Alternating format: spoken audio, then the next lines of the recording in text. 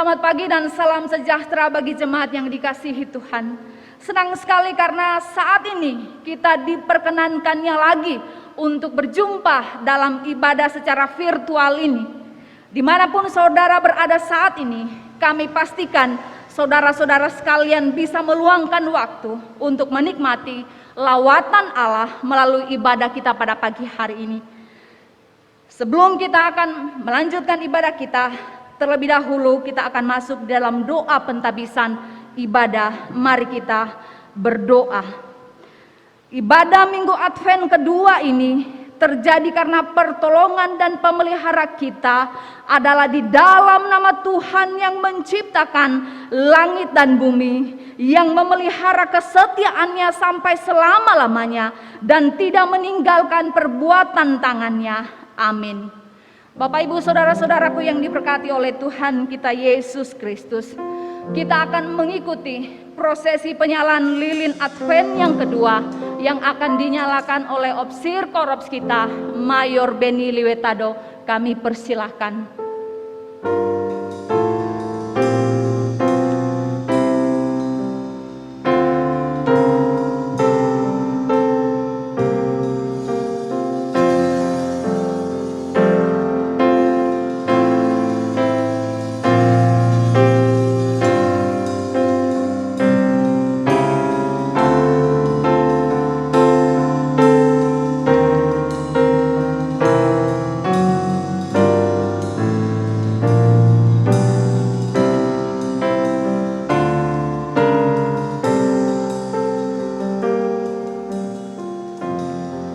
Saudara-saudara yang kekasih di dalam nama Tuhan Yesus Kristus, betapa kita bersyukur kepada Tuhan karena hari ini kita memasuki minggu penantian yang kedua, masa di mana kita semua harus mempersiapkan diri dan hati kita untuk menyongsong peristiwa Natal.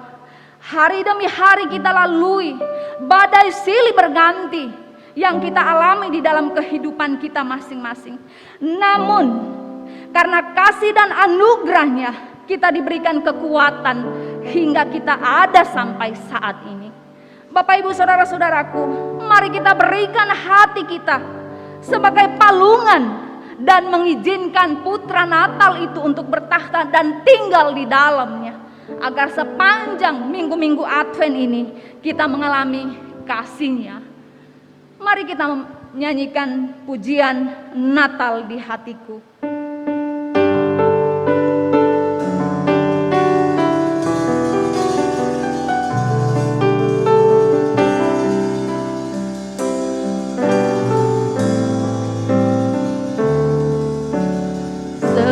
Seperti palungan, layakkanlah hatiku menyambutmu Tuhan.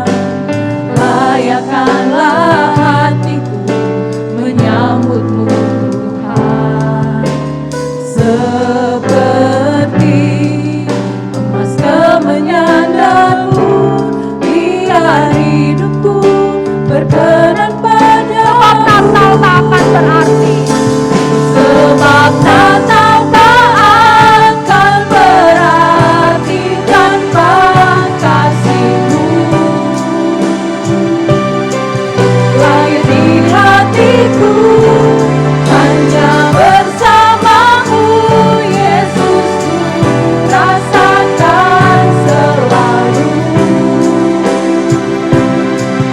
indahnya nada Bersama paduan suara surga penyanyi, bersama paduan suara surgamu bernyanyi, kemuliaan di tempat maha tinggi, dan damai sejahtera di antara manusia yang hidupnya mengenal kepadamu.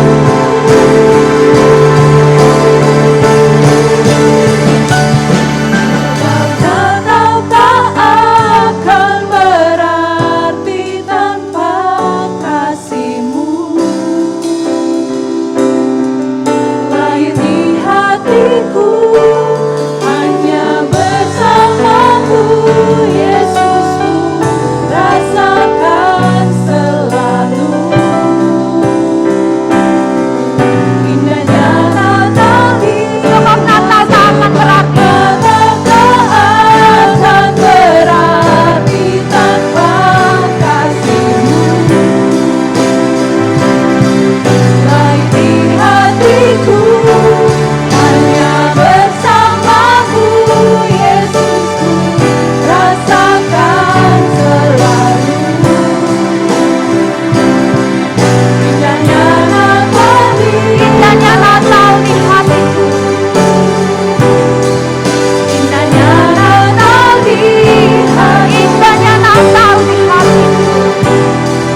Indahnya Natal di hatiku. Mari kita berdoa. Segala puji dan syukur kami naikkan kepadamu Tuhan pada saat ini. Karena kebaikan, kemurahan Tuhan dan penyertaan Tuhan sungguh sempurna dan nyata di dalam kehidupan kami. Kalau kami boleh ada sampai hari ini memasuki Advent yang kedua, ini semua karena anugerah dan kasih Tuhan yang boleh kami nikmati dalam kehidupan kami. Ya Allah, ya Tuhan kami bersyukur untuk kekuatan, kami bersyukur untuk kesehatan, kami bersyukur untuk berkat-berkat Tuhan yang boleh kami alami dan nikmati dalam kehidupan kami tiap-tiap hari. Ya Tuhan, kami mau menyerahkan kehidupan kami pada saat ini ke dalam tangan Tuhan. Kiranya sepanjang ibadah ini, biarlah kiranya kami boleh dapat mengarahkan hati pikiran kami untuk menyembah Tuhan dimanapun kami berada pada saat ini. Terpujilah Engkau Bapa di sorga, di dalam nama Tuhan Yesus Kristus kami berdoa. Amin. Bapak Ibu Saudara-saudara yang diberkati oleh Tuhan, kita akan memuji Tuhan dengan pujian nomor 164, Puji Allah dalam surga. Kita nyanyikan ayat demi ayat.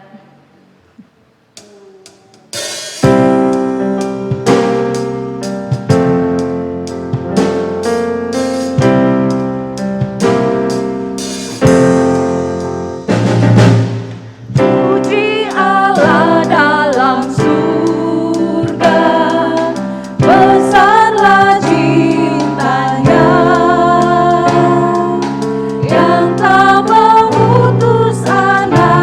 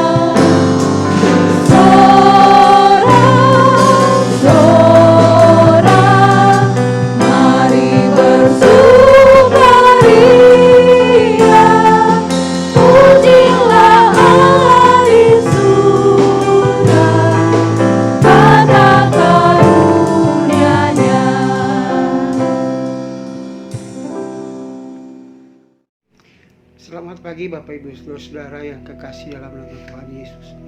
Saya mengucap syukur kepada Tuhan pada pagi hari ini boleh bertemu lagi dengan Bapak Ibu Saudara, walaupun kita bertemu via daring atau ibadah online virtual, tetapi saya percaya tidak mengurangi rasa hormat kita dan tidak akan juga membatasi berkat Tuhan mengalir dalam hidup kita. Kesaksian saya pagi hari ini berjudul Allah luar biasa. Bapak Ibu Saudara, kesaksian ini berawal dari tanggal 13 Oktober, di mana pada malam hari tanggal 13 itu saya mengalami demam yang tinggi, sehingga saya meminta tolong istri saya untuk memberikan kepada saya selimut, bahkan sampai 4 lapis. Saya masih merasa bahwa masih tetap dingin, dan kemudian saya berpikir bahwa ada sesuatu yang tidak beres dalam tubuh saya. Kemudian esoknya saya mulai merasakan gejala-gejala seperti yang ditakutkan orang, merasa sesak, merasa ngilu seluruh badan, dan lain-lain. Saya merasa bahwa saya terkena COVID. Itu awal dari apa yang saya alami. Saya mulai mengurung diri, saya mulai melakukan tindakan-tindakan pencegahan secara pribadi. Tentu apapun yang istri saya bilang, ke rumah sakit atau kemana, memeriksakan diri saya tidak mau. Prinsip saya pada waktu itu, saya tidak mau keluar rumah. Saya berpikir bahwa saya sudah terkena COVID, itu awalnya. Tetapi hari demi hari apa yang saya alami tidak menunjukkan hal yang baik, malah memperburuk situasi tubuh saya, sehingga saya mulai merasakan hal-hal yang sedikit berat, tidak bisa melakukan ini dan itu, sehingga sampai badan saya mulai seperti tidak ada tenaga. Singkat cerita Bapak Ibu Saudara yang kekasih, akhirnya karena saya sudah tidak berdaya, maka pada tanggal 1 November saya dilarikan ke rumah sakit Immanuel, dan 10 hari ada di sana. 10 hari itu adalah masa-masa saya, masa-masa yang kelam menurut saya. Saya masuk di IGD, kemudian masuk dalam ruang perawatan dan diawali dengan pemeriksaan. Saya mulai di ronsen dan dites dengan segala macam tes. Bahkan menurut apa yang disampaikan istri saya itu diperiksa mulai dari tes COVID sampai HIV, tapi semuanya negatif, hanya satu yang positif. Ternyata saya positif TB paru, Bapak Ibu Saudara. Dan ketika dokter menyampaikan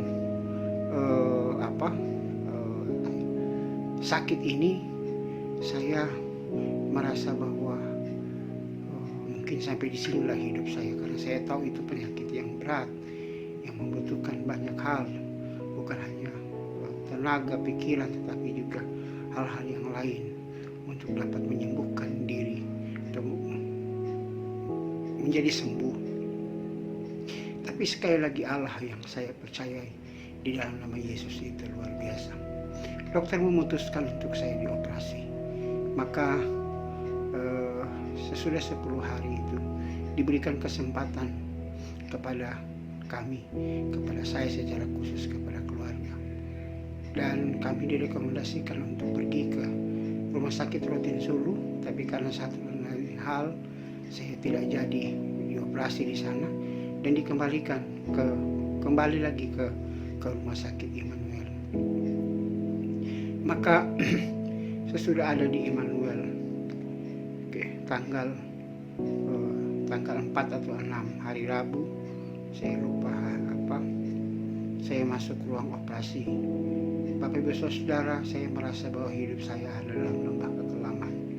Tidak semua orang bisa siap untuk ada di meja itu, tetapi saya merasakan bahwa Tuhan tidak pernah tinggalkan saya. Dalam masa-masa yang sukar itu, Tuhan memperlihatkan kepada saya. Menurut orang, operasi paru itu operasi yang ringan. Tapi menurut dokter yang menangani, ada 3 dokter yang menangani saya, operasi paru adalah operasi yang berat karena membutuhkan banyak hal. Saya mendapat cerita bahwa untung mereka tidak memotong tulang belikat belakang, tetapi mereka hanya membelah dari samping dan memasukkan di sela-sela tulang itu alat untuk membersihkan paru-paru saya dari gelembung dan cairan virus itu. Saudara, saya betul-betul merasakan pertolongan Tuhan. Keluar dari ruang operasi, saya sadar sekitar jam 10 besoknya. Ada 4 hari saya di ruang ICU. 2 hari sebelum saya masuk, hari kedua sebelum saya masuk atau kembali dapat dirawat di ruang pemulihan atau perawatan. Saudara, saya orang bilang koma, saudara. Pagi satu pagi, waktu pagi yang kedua itu saya karena ribut ya, kalau orang menangis karena mungkin keluarganya dipanggil oleh Tuhan, saya mencoba bangkit dan menunduk. Tiba-tiba saya hilang, saya pingsan, saudara. Semua alat di sekeliling saya, ya menurut dokter semua menjerit katanya. Semua tidak ada lagi yang semuanya lurus, dan saya dipompa. Saya tidak tahu bagaimana caranya. Kemudian saya hidup lagi, dan kemudian saya dapat melihat, belajar dari peristiwa-peristiwa ini bahwa tidak ada yang lebih hebat selain Allah yang kita sembah di dalam nama Yesus.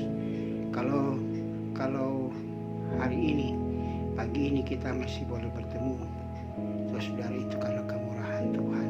Satu hal yang pasti, jangan pernah mundur apapun yang terjadi dalam hidup ini. Kita harus terus maju dalam iman, percaya kita kepada Allah. Saya sudah mengalami dan saya tahu Tuhan ada bersama saya pada waktu-waktu yang kelam itu, dan sampai saat ini Tuhan ada tetap bersama dengan saya. Saya percaya juga Ia menyertai kita semua. Semoga apa yang saya sampaikan ini dapat menjadi berkat dan dapat mengingatkan kembali kepada kita betapa setianya, betapa kasih setia Allah. Pertolongan Allah itu tepat pada waktu. Pertolongannya tidak setengah-setengah, tapi sepenuh hati Allah diberikan kepada kita, dan itu yang saya alami. Semoga menjadi berkat. Terima kasih. Tuhan Yesus memberkati kita sekalian. Amin. Bapak Ibu Saudara-saudara yang diberkati oleh Tuhan, sebelum kita akan mendengarkan firman Tuhan yang akan disampaikan oleh Letnan Okto, terlebih dahulu kita akan menyanyikan sebuah pujian, "Ku tak mengerti mengapa Ia datang", mempersiapkan hati kita, pikiran kita untuk menyambut berkat Tuhan melalui firman Tuhan yang akan disampaikan. Nyanyian nomor 32 akan kita nyanyikan.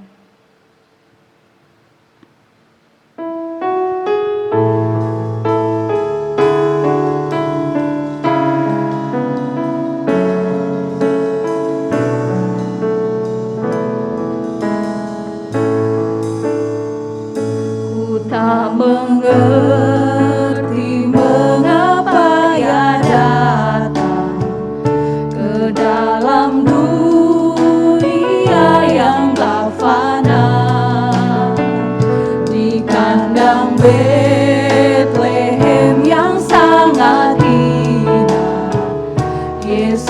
terakhir baring di palungan. Kini ku tahu ia datang karena cinta, tak hiraukan sengsara dan hina. Cinta ajaib yang beri kita keselamatan, hidup kekal sentosa dan bahagia. Ku tak mengerti Dia yang dimuliakan oleh malaikat di surga, bahkan mau menderita dan disengsarakan, akhirnya mati di salib hina.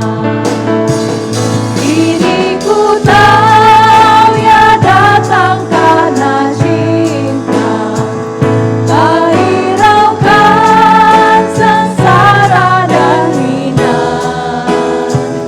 Cinta ajaib yang beri kita keselamatan, hidup kekal sentosa dan bahagia.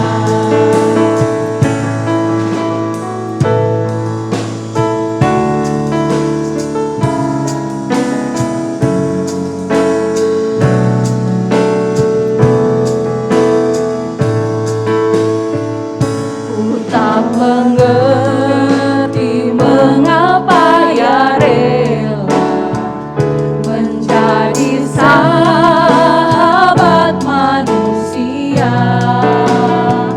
tak hiraukan berdosa miskin kaya, bagi semua besar kasih-Nya. Kini ku tahu ia datang karena cinta, tak hiraukan sengsara dan hina. Cinta ajaib yang beri kita keselamatan, hidup kekal sentosa dan bahagia. Ku tak mengerti Dia mau menyediakan surga bakal bagi kita semua, hidup kekal dalam kemuliaan-Nya, senang sentosa di rumah Bapa. Kini ku tahu ia datang karena cinta, tak hiraukan sengsara dan hina. Cinta ajaib yang beri kita keselamatan, hidup kekal sentosa dan bahagia.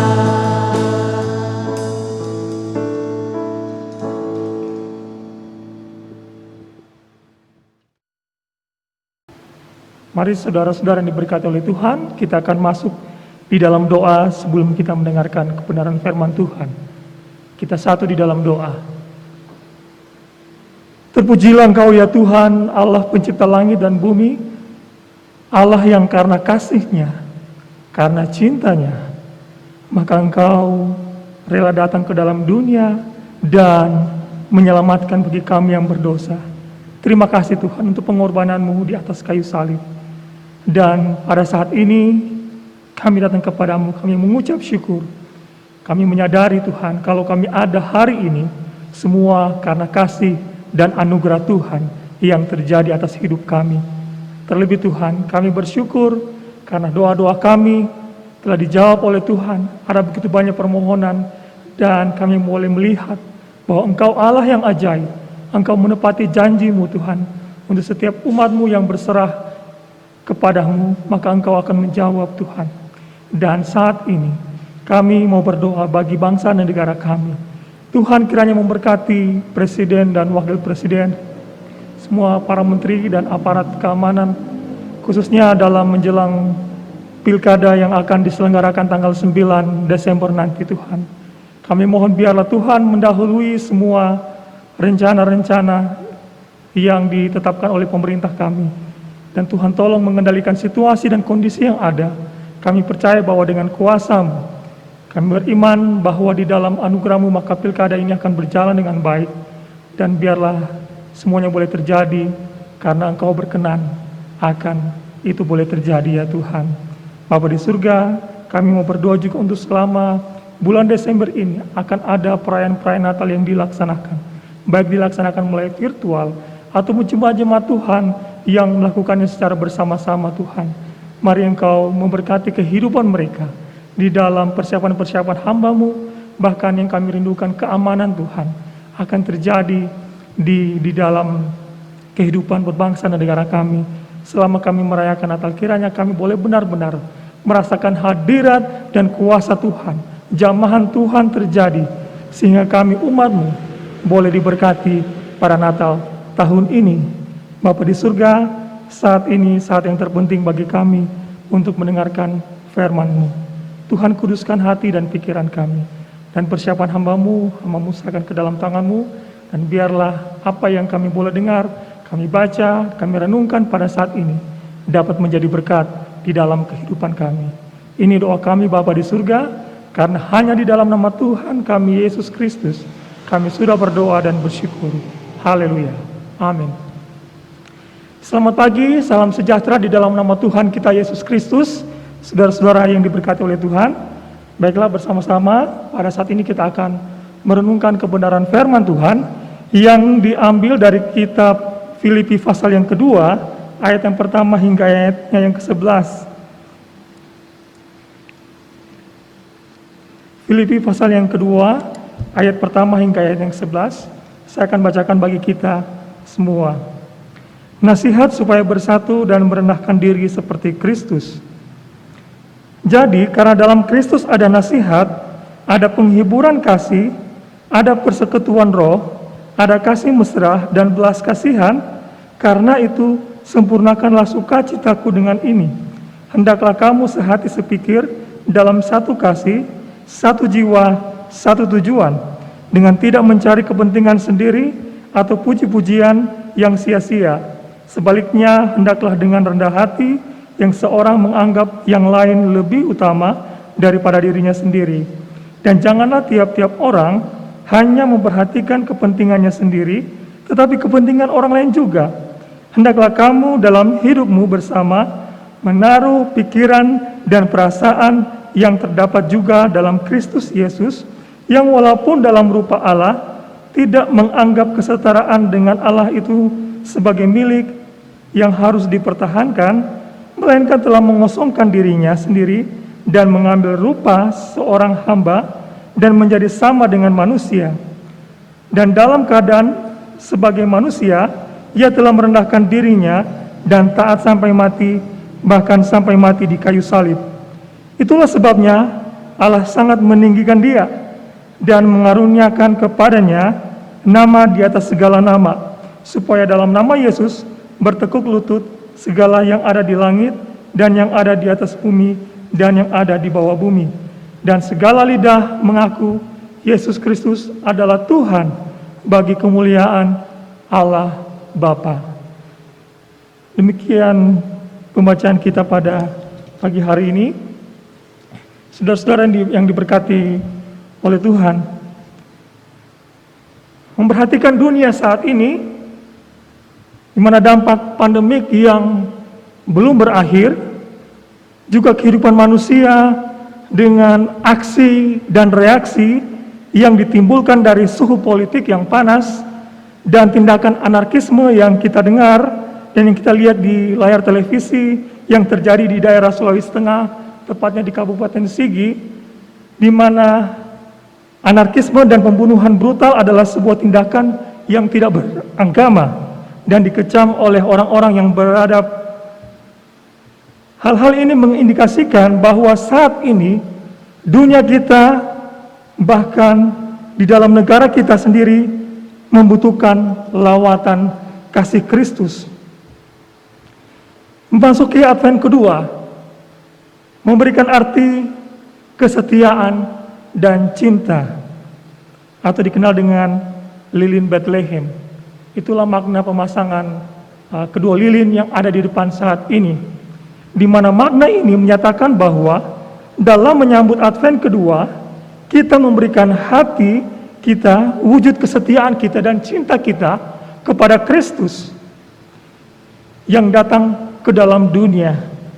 Sedangkan tema kita pada pagi hari ini adalah umat yang sejati dalam pengagungan kepada Kristus, atau umat yang sejati dalam pengagungan Kristus.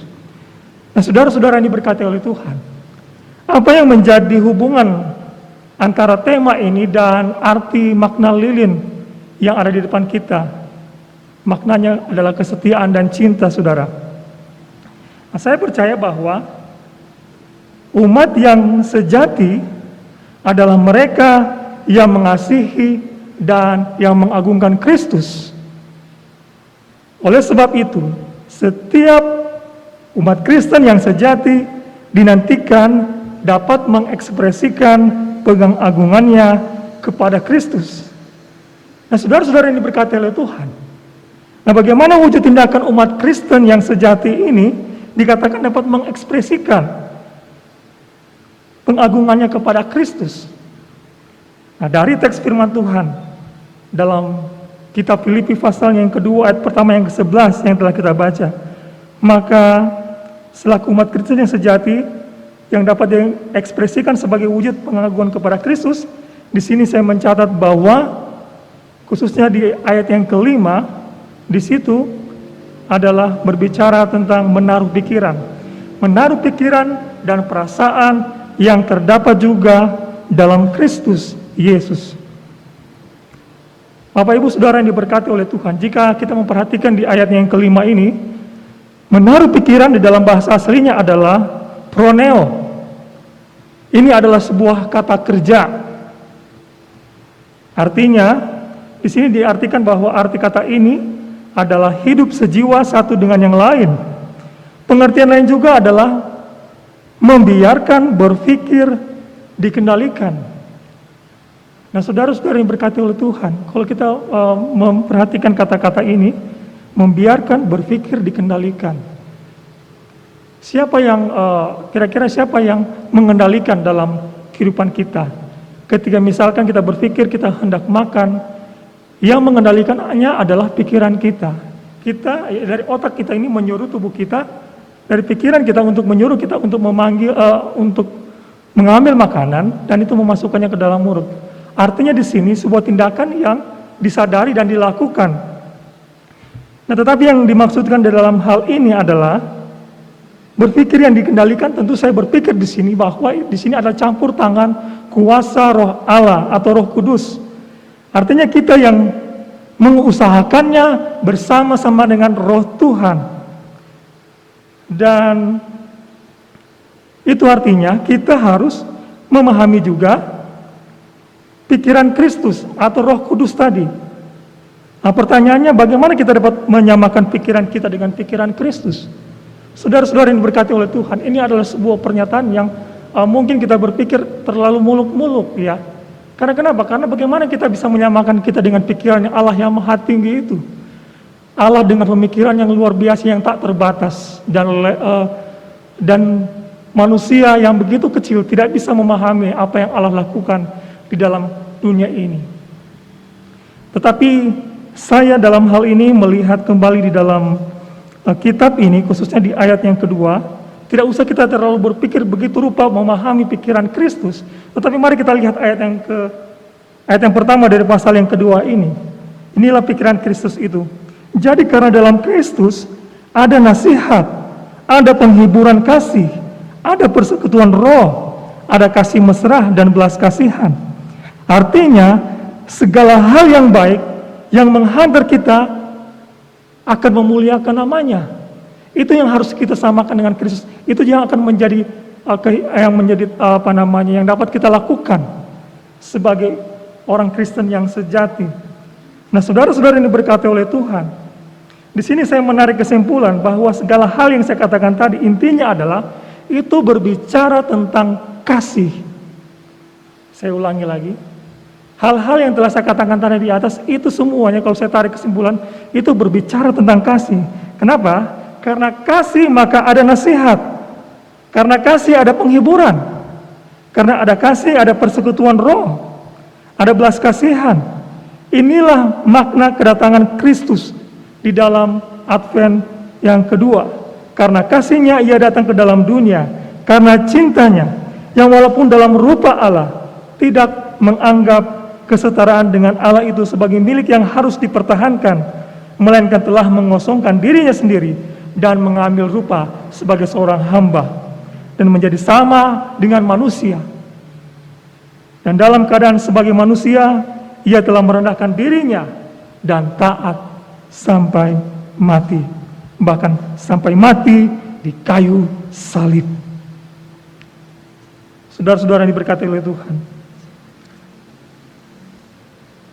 apa yang menjadi wujud balas cinta kita kepada Tuhan yang telah rela memberikan dirinya untuk mati tersalib bagi saya dan saudara?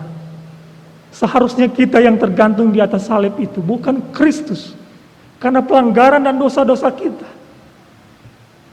Itulah mengapa kita merayakan Allah begitu mengasihi kita. Dia mencintai saudara dan saya. Dia tidak melihat latar belakang saudara, dia tidak melihat masalah saudara, dia tidak lihat dari suku mana saudara, tetapi dia melihat adalah sebuah pribadi yang dia layak kasihi.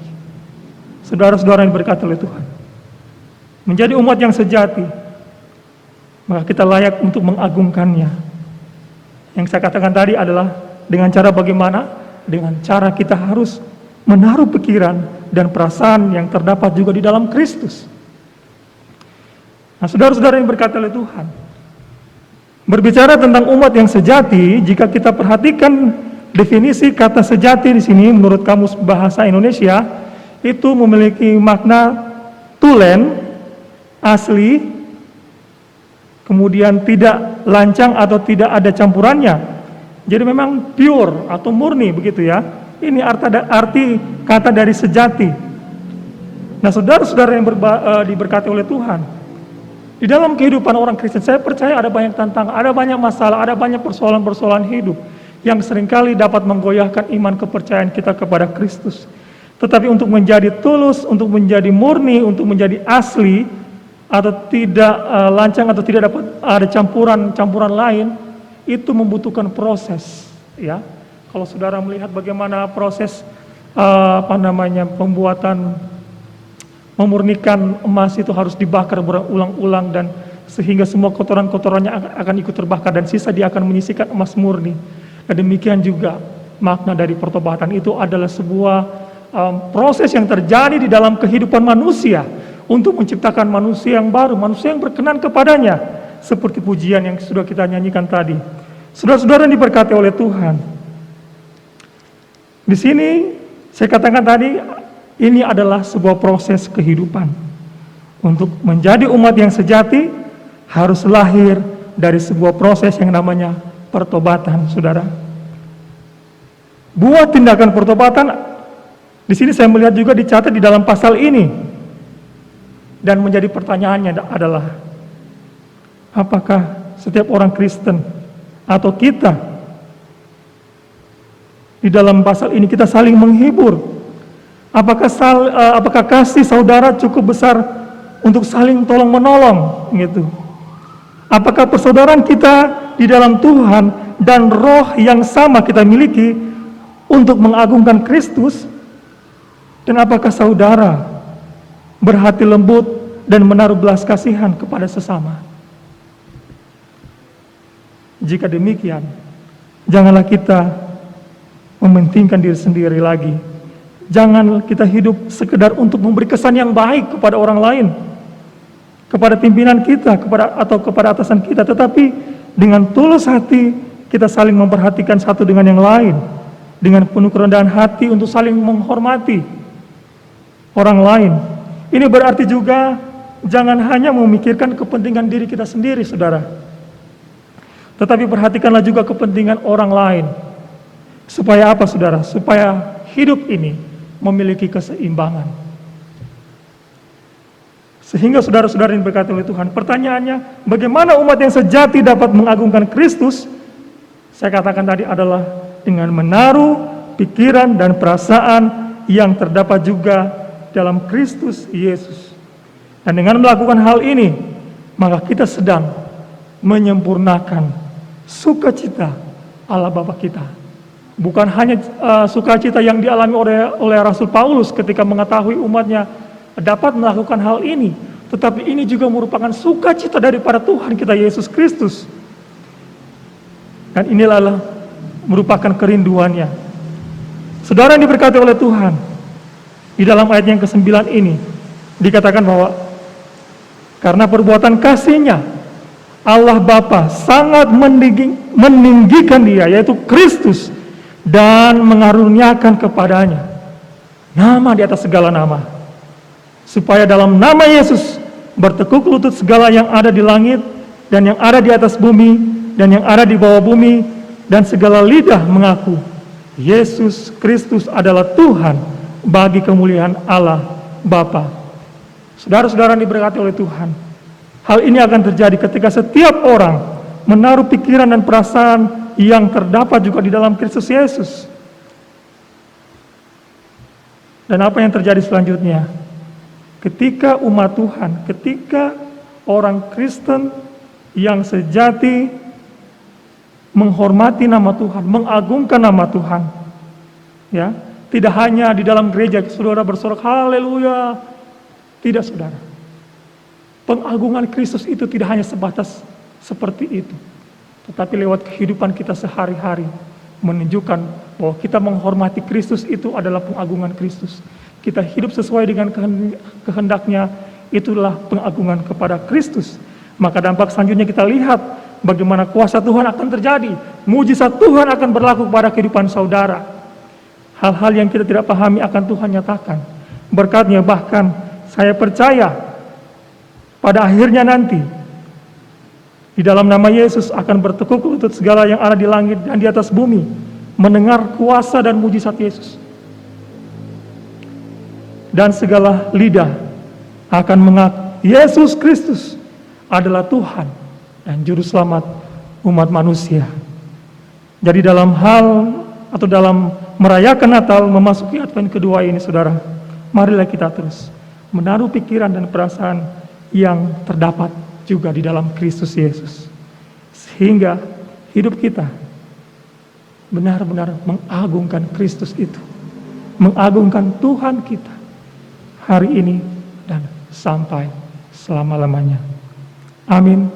Demikian firman Tuhan pada pagi hari ini.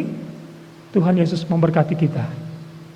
Saudara-saudara yang diberkati oleh Tuhan, sebelum kita mengakhiri ibadah kita, mari saya mengajak saudara-saudara di tempat saudara masing-masing dimanapun saudara berada, kembali kita menyanyikan nyanyian pujian indahnya Natal di hatiku. Dan setelah itu saya akan berdoa bagi saudara.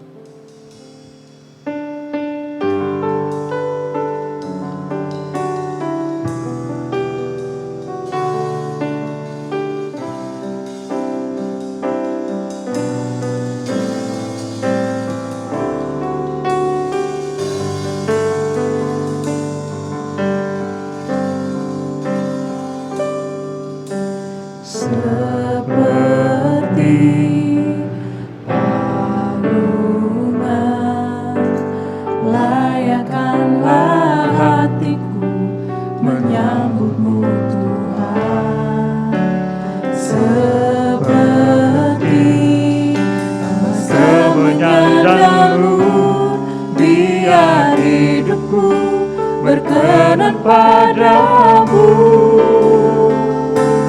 sebab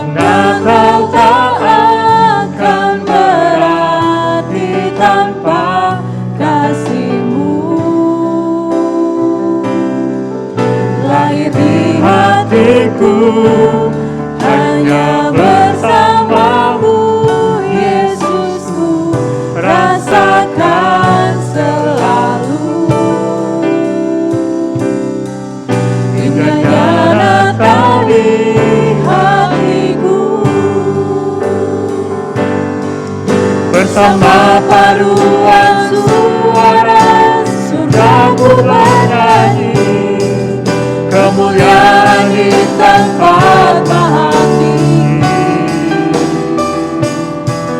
dan damai sejahtera di antara manusia yang hidupnya berkenan kepadamu.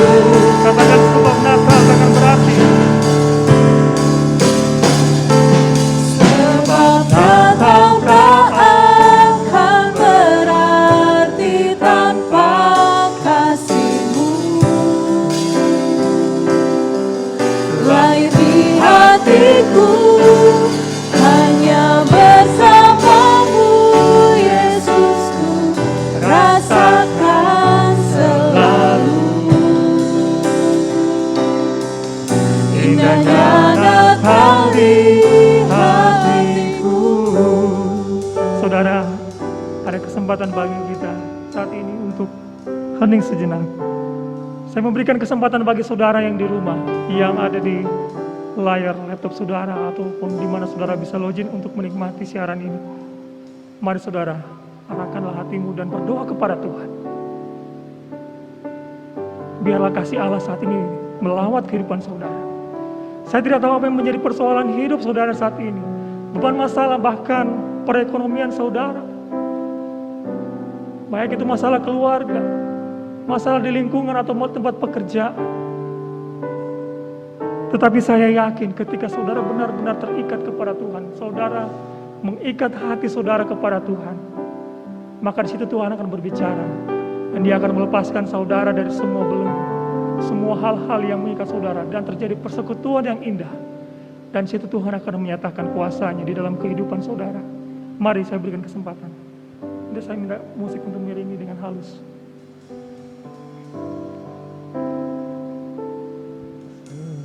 Natal tak akan berarti tanpa kasih-Mu. Lahir di hatiku Hanya bersama-Mu, Yesusku, rasakan selalu indahnya Natal di hatiku. Sekali lagi.